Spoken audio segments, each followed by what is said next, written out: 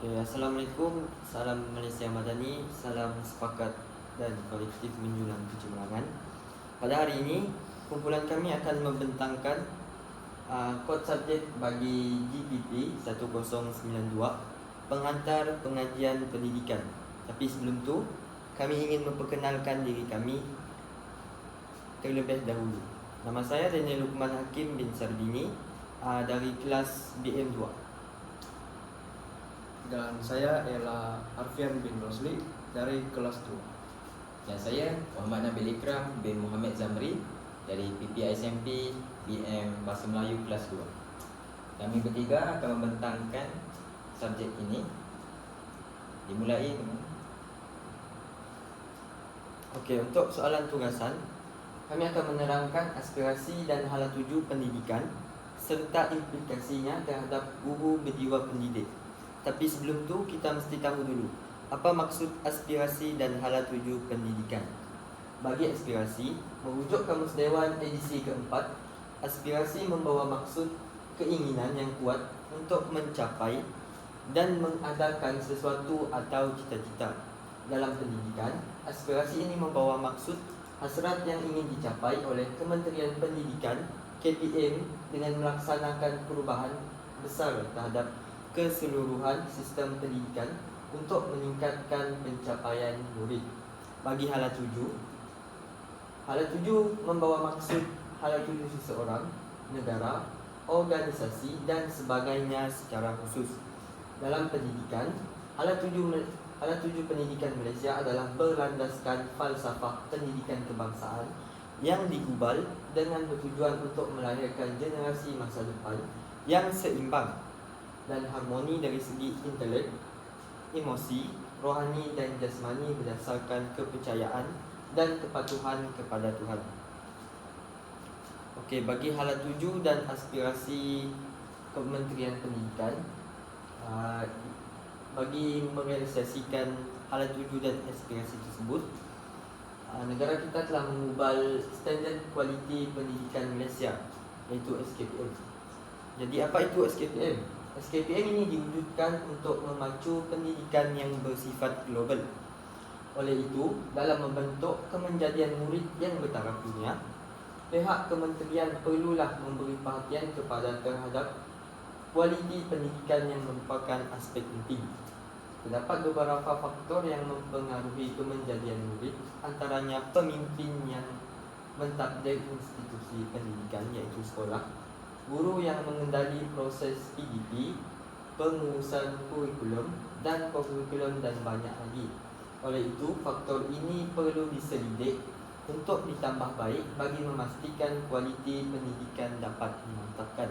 Jadi SKPM ini mempunyai dua gelombang, iaitu gelombang pertama pada tahun 2010 dan gelombang kedua pada 2017. Okey, untuk gelombang pertama pada 2010, pihak Jemaah Nazir dan Jaminan Kualiti JNJK telah mengambil tanggungjawab untuk menggubal standard kualiti pendidikan iaitu SKPM 2010 yang bersinambung dengan SKPM Sekolah 2003. Maksudnya SKPM 2010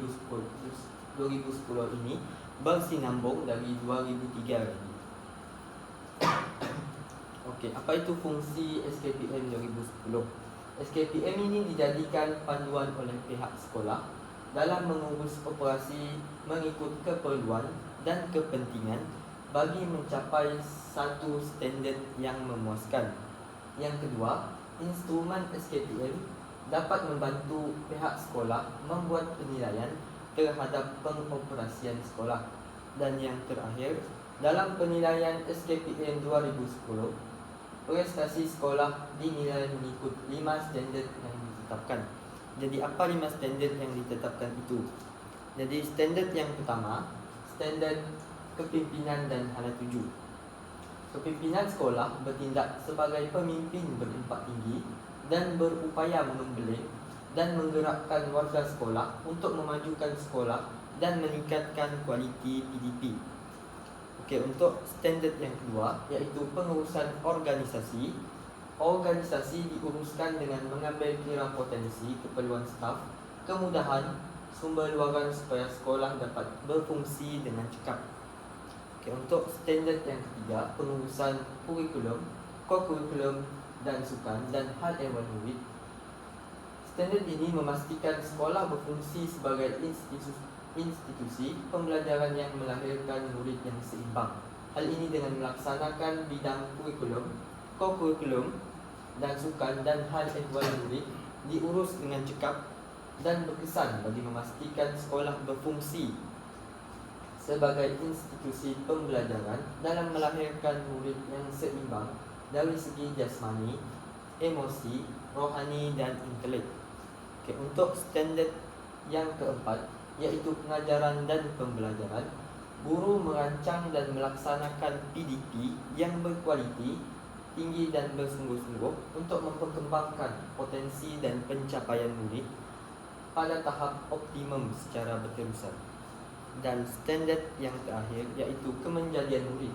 Pendidikan di sekolah memainkan peranan dalam melahirkan murid yang lengkap dalam pelbagai aspek dan melahirkan murid yang berilmu, pengetahuan, berketerampilan, berakhlak mulia, bertanggungjawab dan berkeupayaan mencapai kesejahteraan murid.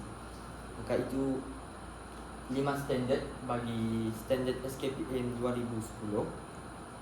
Okey, apa itu kepentingan SKPM? SKPM ini dijadikan panduan untuk mengukur standard kualiti sekolah semasa melaksanakan penaziran, pemantauan dan penilaian. Maksudnya SKPM ini dijadikan instrumen untuk mengukur standard kualiti sesebuah sekolah.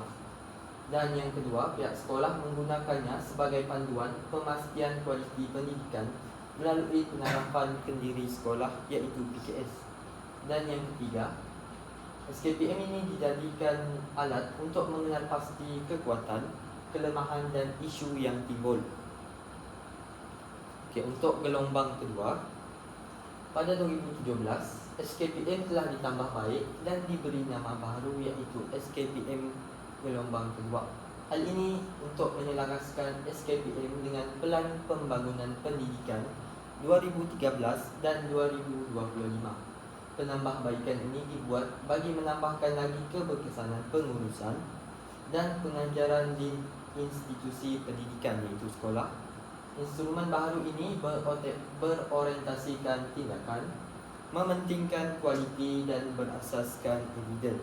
Standard kualiti pendidikan gelombang kedua ini merupakan penggubalan dengan menggubal semula SKPM 2010 dengan penambahbaikan pada beberapa aspek, iaitu aspek yang pertama adalah kepimpinan, pengurusan organisasi,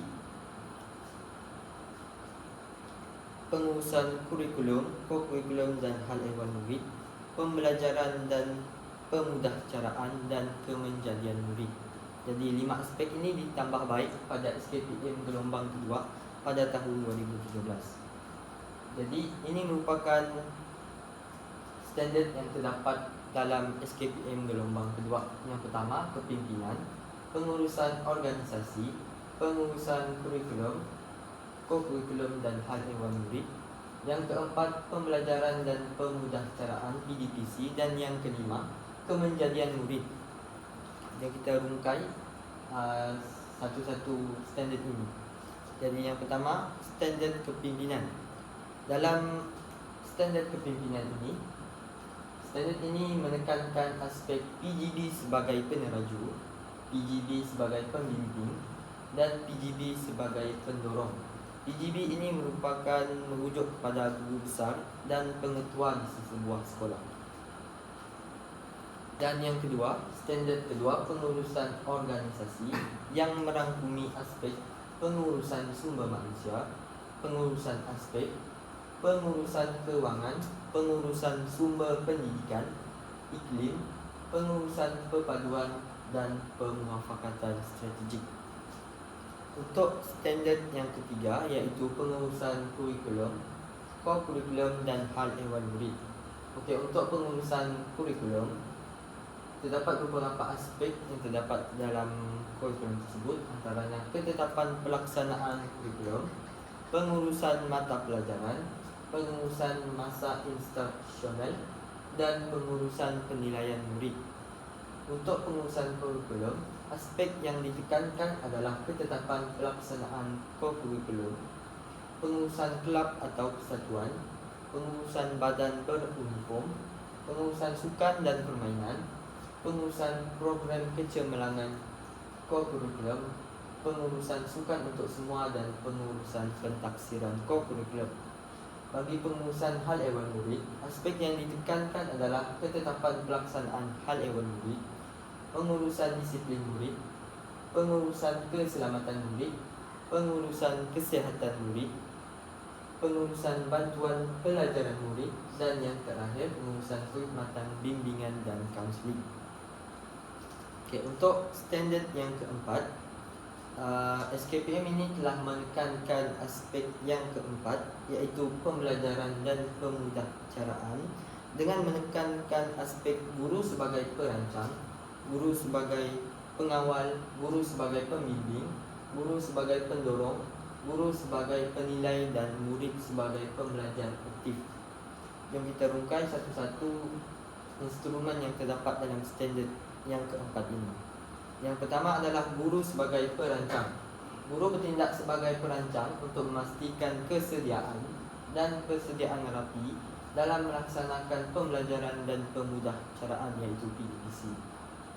Iaitu guru merancang pelaksanaan PDPC secara profesional dan sistematik, iaitu dengan menyediakan RPH, menentukan kaedah pentaksiran, menyediakan sumber pendidikan, menetapkan bilik atau ruang sebagai tempat pembelajaran secara spesifik, mengikut keupayaan murid, peruntukan masa dan arahan yang berkuat kuasa. Dan yang aspek yang kedua dalam pembelajaran dan pemudahcaraan, iaitu guru sebagai pengawal. Guru bertindak sebagai pengawal pelaksanaan PDPC untuk memastikan kelancaran proses pembelajaran mengikut perancangan, iaitu guru mengawal proses pembelajaran secara terancang, mengelola isi pelajaran dan peruntukan masa, serta memberikan peluang kepada penyertaan aktif murid dengan menepati objektif pelajaran mengikut keupayaan murid dan secara berterusan dalam PDP.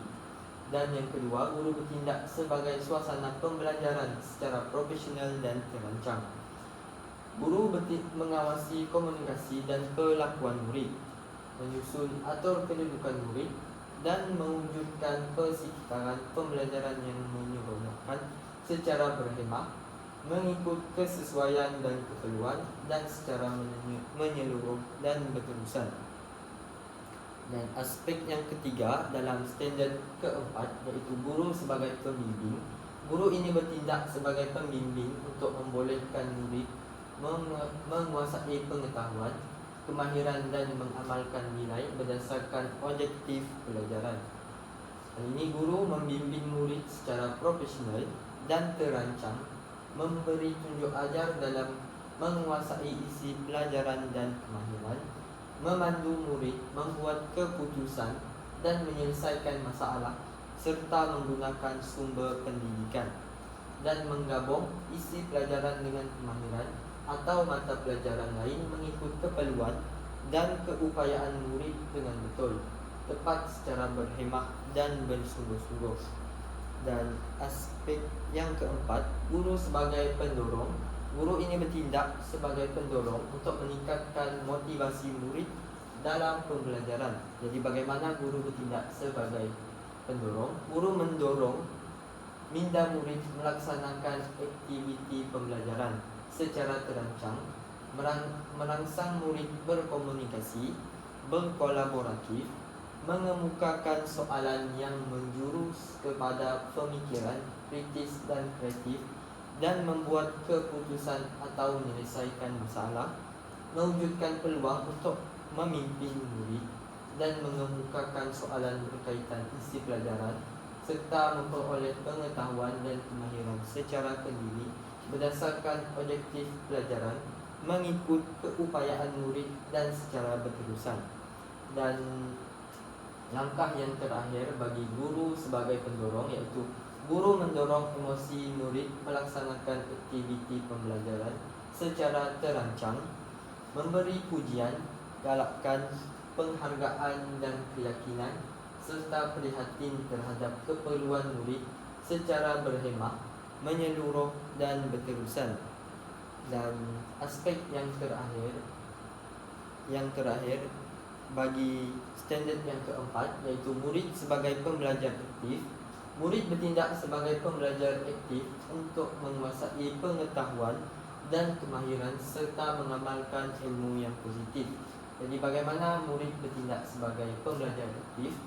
Murid melibatkan diri dalam proses pembelajaran secara berkesan, memberi respon, berkomunikasi dan melaksanakan aktiviti secara kolaboratif, iaitu menjalankan aktiviti secara berkumpulan ataupun berpasangan, berpemikiran kritis dan kreatif, mengemukakan soalan, menyelesaikan masalah dan mengaitkan isi pelajaran dengan kehidupan berdasarkan objektif pelajaran secara aktif, yakin dan berhemah. Dan standard yang terakhir bagi SKPM gelombang kedua, iaitu standard kemenjadian murid. Aspek yang ditekankan dalam standard ini adalah kemenjadian murid dalam akademik, kemenjadian murid dalam co-curriculum, dan kemenjadian murid dalam sahsiah diri murid. Jadi itu sahaja bagi SKPM gelombang kedua. Saya akan menyerahkan pembentangan ini kepada rakan saya.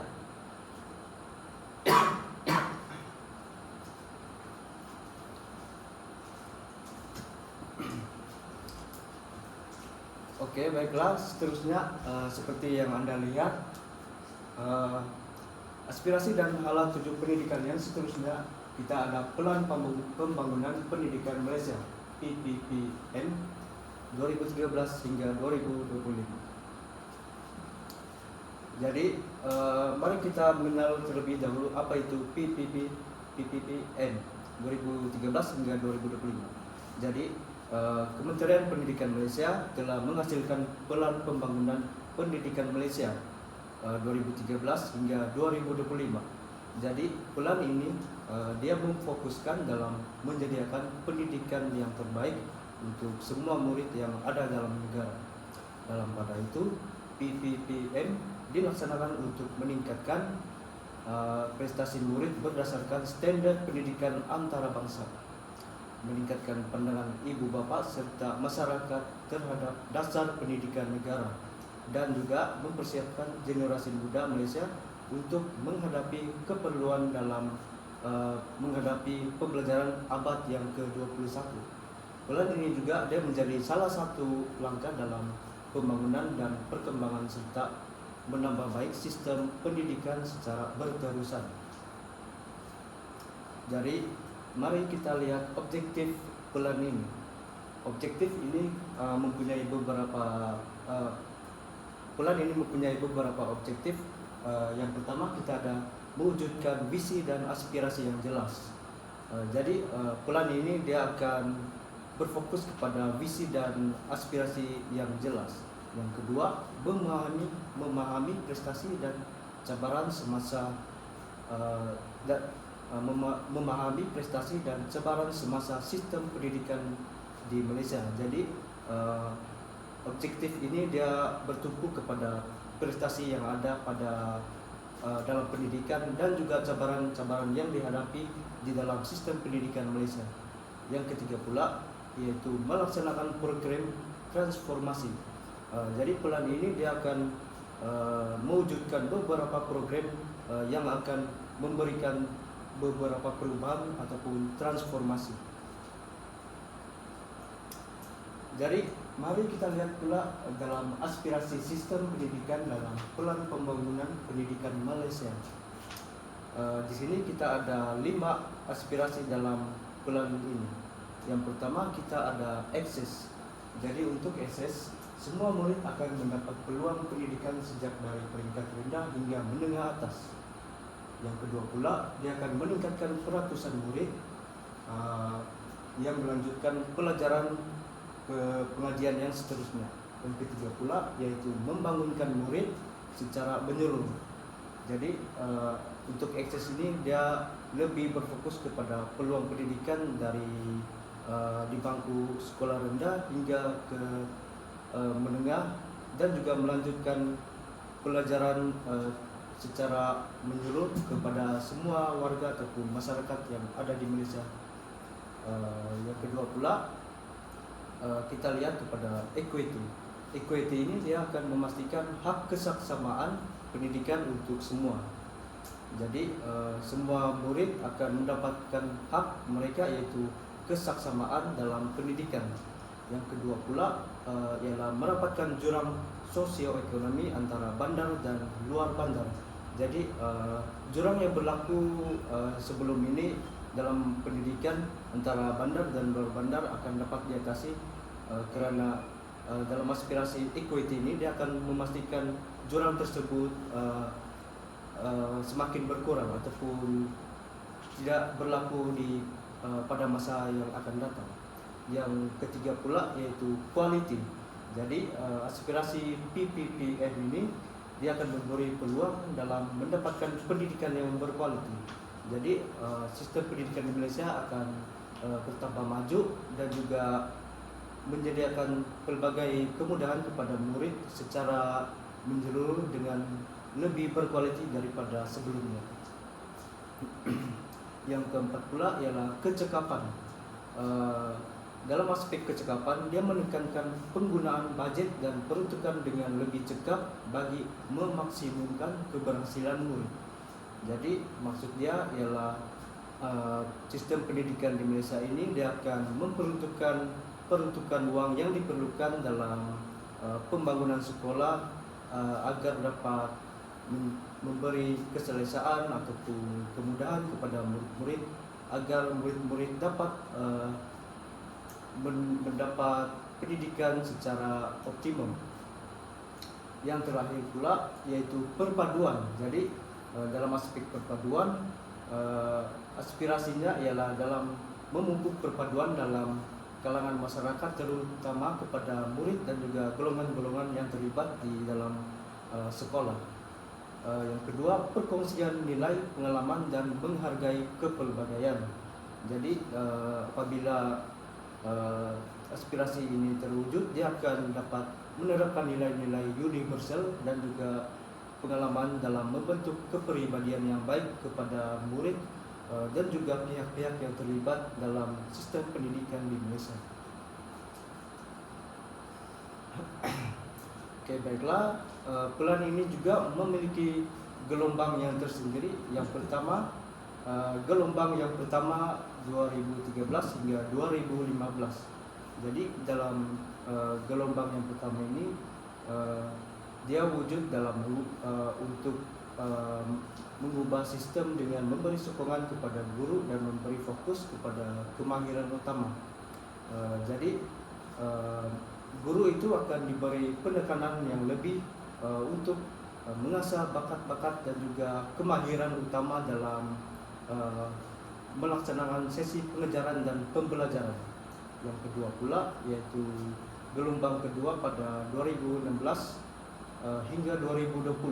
Gelombang ini dia akan memacu peningkatan sistem.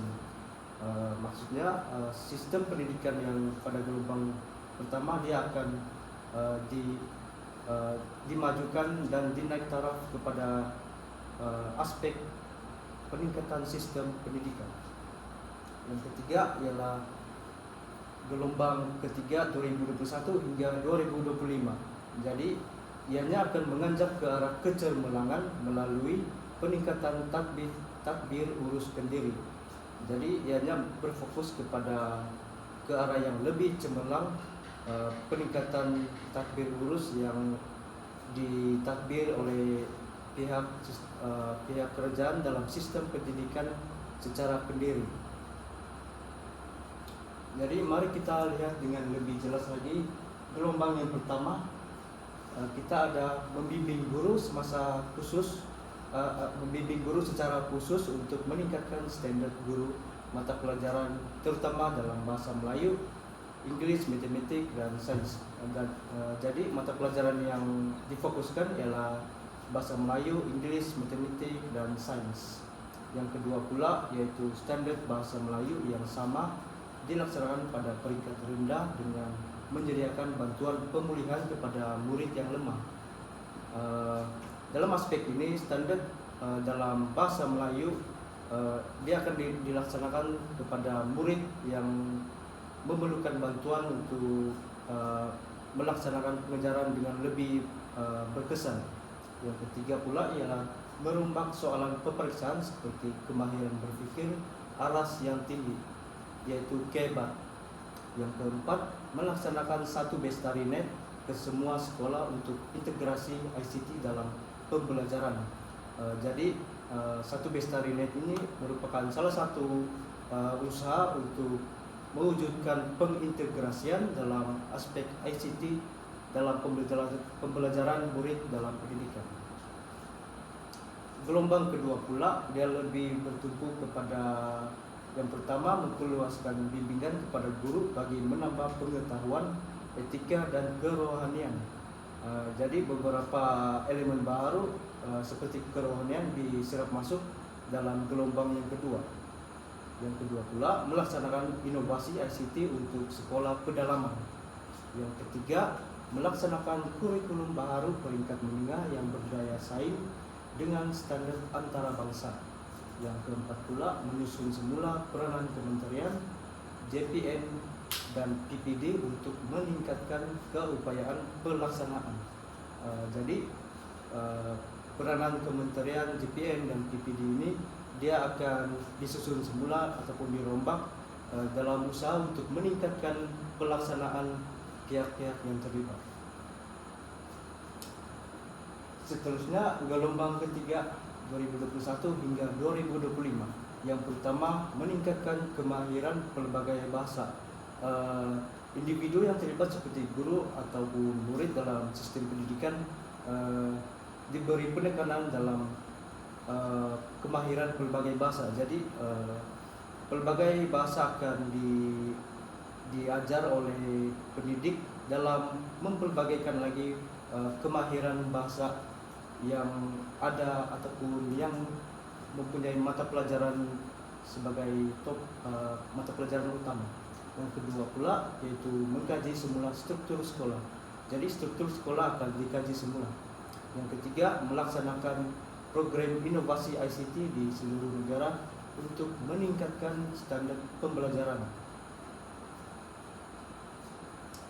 Jadi untuk mencapai plan tersebut kita ada 11 anjakan.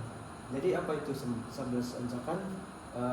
11 anjakan ini diwujudkan bagi mencapai aspirasi yang terkandung dalam Plan Pendidikan Malaysia 2013 hingga 2025. Jadi dalam 11 anjakan ini dia terdapat 11 anjakan utama yang mampu membawa keberhasilan dalam plan tersebut.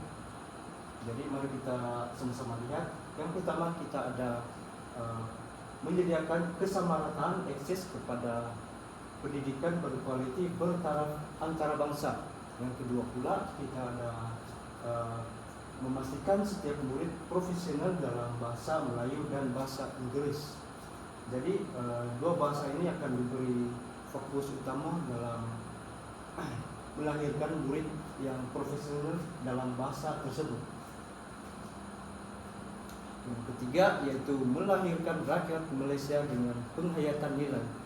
Jadi 11 anjakan ini dia juga menerapkan penerapan nilai-nilai universal dalam membentuk kepribadian diri dalam kalangan murid.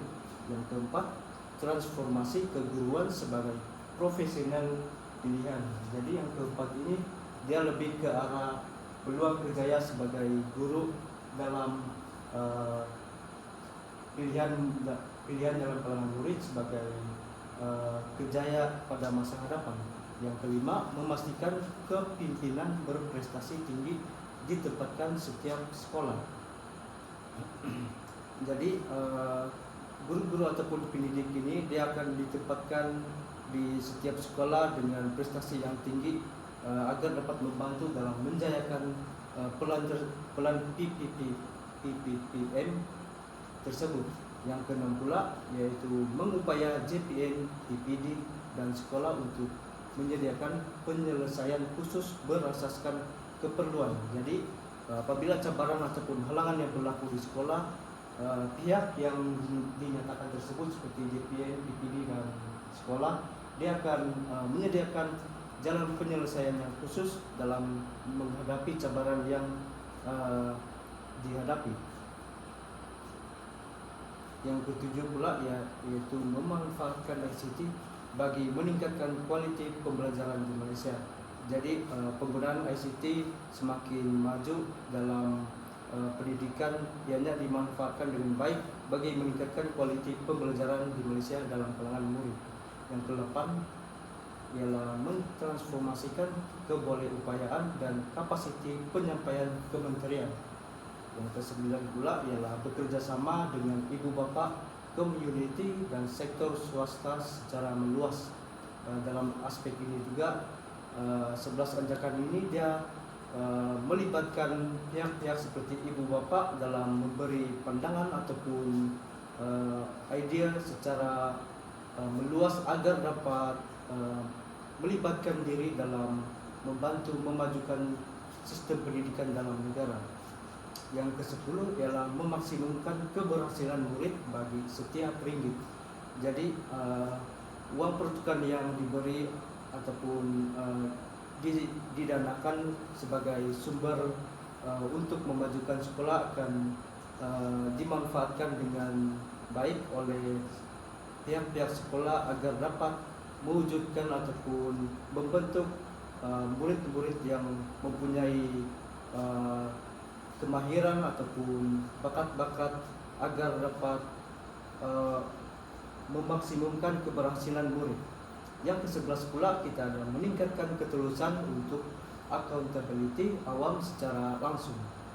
Jadi itu 11 anjakan yang terdapat dalam Pelan Pembangunan Pendidikan Malaysia.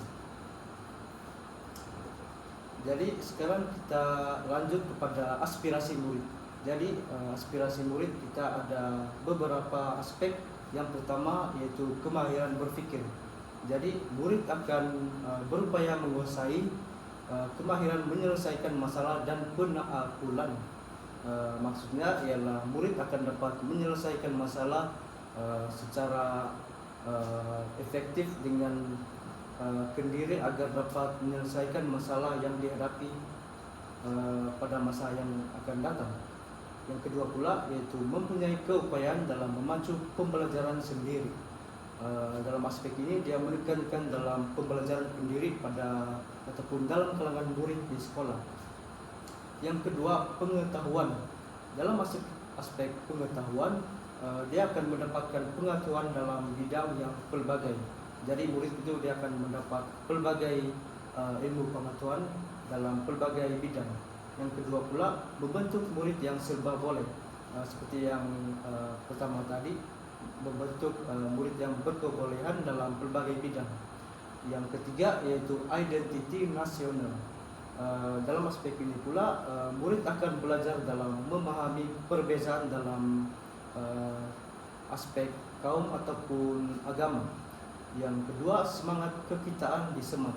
Jadi perbezaan yang berlaku akan dapat difahami oleh murid apabila identiti nasional ini didedahkan dalam aspirasi murid. Yang keempat pula yaitu etika kerohanian. Jadi murid ini akan berjaya dibentuk menjadi watak dan sasya yang positif. Ia merujuk kepada kepribadian murid-murid di sekolah. Yang kelima pula ialah kemahiran dwi bahasa. Jadi murid ini dalam kalangan murid itu murid akan dapat menguasai dwi bahasa dengan baik. Yang kedua peluang pelajari bahasa tambahan. Murid-murid juga dapat peluang dalam mempelajari bahasa tambahan yang mereka gemari. Yang keenam pula kemahiran memimpin. Penglibatan murid dalam aktivitas sebagai pemimpin secara perkumpulan, ianya merupakan satu proses dalam memupuk sifat memimpin dalam diri murid-murid. Jadi seterusnya kita masuk kepada implikasi terhadap guru berjiwa pendidik. Saya serahkan kepada rekan pembentang saya yaitu Nabil untuk teruskan pembentahan. Baiklah, izinkan saya membentangkan implikasi-implikasi terhadap guru yang berjiwa pendidik.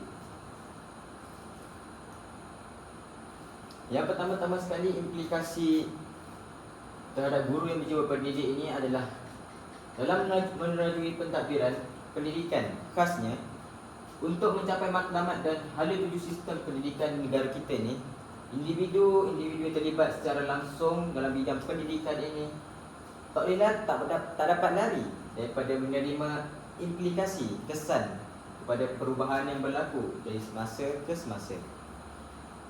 Guru adalah individu yang menjadi pihak yang melaksanakan segala tuntutan dan dasar yang telah ditetapkan oleh pihak yang berautoriti seperti Kementerian Pendidikan Malaysia.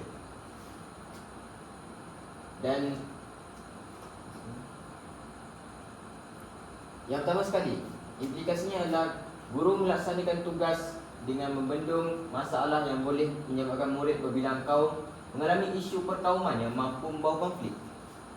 Seperti mana yang kita tahu, isu perkauman bukanlah isu yang asing dalam negara kita, dan ini perlu dibendung dari akar umbi dari sejak dari bangku sekolah rendah lagi. Dan di sinilah peranan guru perlu dimainkan dalam melaksanakan tugas dengan membendung masalah ini. Yang kedua, guru menjalankan amanah dalam menggunakan peruntukan yang disediakan secara optimum dalam sesi pengajaran seperti alat bantu mengajar. Seperti mana kita tahu, masa ke semasa zaman beredar pada zaman yang baru dan cara pembelajaran pada masa kini tidak seperti dahulu. Guru-guru pada zaman kini perlu memberikan satu alternatif untuk mengajar, iaitu dengan menggunakan alat bahan bantu mengajar, dan alat itu memerlukan sedikit dana, bajet untuk melaksanakannya. Dan di sinilah guru perlu menjalankan amanah dengan menggunakan peruntukan yang telah disediakan oleh pihak autoriti. Seterusnya, yang ketiga, guru perlu berkeupayaan merancang dan melaksanakan proses pengajaran dan pembelajaran serta memastikan pencapaian objektif yang ditetapkan. Seperti mana kita tahu, menjadi seorang guru perlulah mempunyai banyak keupayaan, tidak kiralah di dalam kelas atau di luar kelas. Dan di sinilah mengapa keupayaan perlu ada dalam setiap guru, kerana proses pengajaran dan pembelajaran perlu untuk guru memastikan objektif pengajaran itu dapat diterima oleh murid-murid. Dan yang keempat, guru menjadi suri teladan untuk penghayatan nilai dan perpaduan dalam kalangan murid seperti yang terkandung dalam PPPM. Seperti mana disebut oleh kawan saya tadi, perkara-perkara yang terkandung dalam PPPM ini, guru-guru perlu menunjukkannya kepada murid-murid supaya dapat dijadikan contoh teladan atau role model. Seperti mana kita tahu, murid-murid melihat guru sebagai contoh kepada mereka untuk apa yang mereka akan jadi kelak. Dan disinilah peran guru untuk menghayati perkara yang terkandung dalam PPPM ini untuk mereka ilustrasikan di depan murid-murid. Bukan sahaja di depan murid-murid, tapi di seluruh masyarakat yang melihat mereka, kerana mereka adalah seorang guru. Dan kesimpulannya, sebagai tuntasnya tidak dapat kita nafikan bahawa peredaran masa dan zaman, setiap individu dan organisasi dituntut untuk menerima berbagai perubahan. Secara amnya dalam konteks pendidikan, perubahan juga berlaku mengikut tuntutan semasa. Dengan itu, secara langsung atau tidak langsung, perubahan dalam hala tuju pendidikan akan memberi kesan terhadap peranan dan tanggungjawab pentadbir atau pemimpin pendidikan, sekaligus pihak pelaksana seperti guru terlibat seiring keperluan dan tuntutan semasa. Apa yang boleh saya simpulkan adalah guru di sekolah adalah seorang pelaksana yang dituntut oleh pihak atasan, dan guru-guru di sini perlu memainkan peranan seiring dengan arahan yang diberikan, dan peredaran masa dari zaman ke zaman membuatkan pendidikan lebih efisien dan bersignifikan. Di sini kita dapat lihat dengan jelas peranan guru semakin bertambah seiring dengan zaman.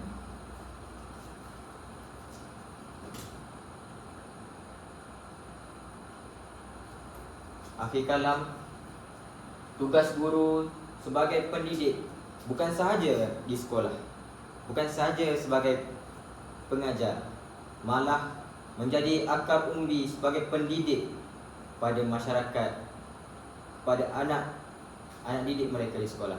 Kerana kita tahu remaja pada zaman kini adalah khazanah negara yang akan mewariskan negara, akan meneraju negara pada masa hadapan, sama ada negara kita semakin mundur ataupun maju. Jadi gurulah yang akan mencorakkan mereka di sekolah dan mendidik mereka dengan keikhlasan hati. Jadi akhir kalam, ini adalah pembentangan dari kumpulan kami. Saya Muhammad Nabil Ikram Muhammad Zamri, IPSMP BM kelas 2.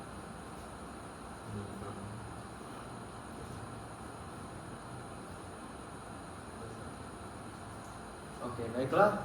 Dengan itu berakhirlah sudah pembentakan kami pada kali ini. Sekian dan terima kasih.